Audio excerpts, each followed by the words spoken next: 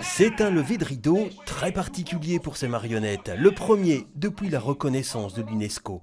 Un sacre pour José Géal, lui qui a essuyé tant de refus quand il cherchait un nouveau lieu pour son théâtre dans les années 60. Quand on arrivait quelque part, parfois on trouvait une belle cave par exemple, qui aurait pu servir immédiatement pour le théâtre.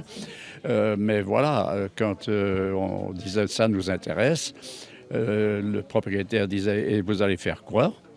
Et quand on disait on va faire des marionnettes, ah non, non, non, merci, ça.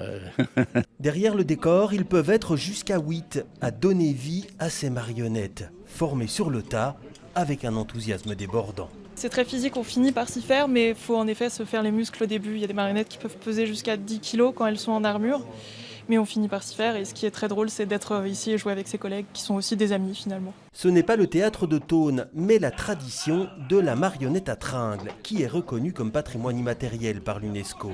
Une belle reconnaissance pour Nicolas, qui gère les lieux depuis plus de 20 ans. On est le seul pour le moment et j'espère que ça va créer des dynamiques. Donc j'espère vraiment que... D'ailleurs, on a une scène au rez-de-chaussée qui est ouverte pour justement permettre à des personnes de créer des spectacles et j'espère que cette reconnaissance va...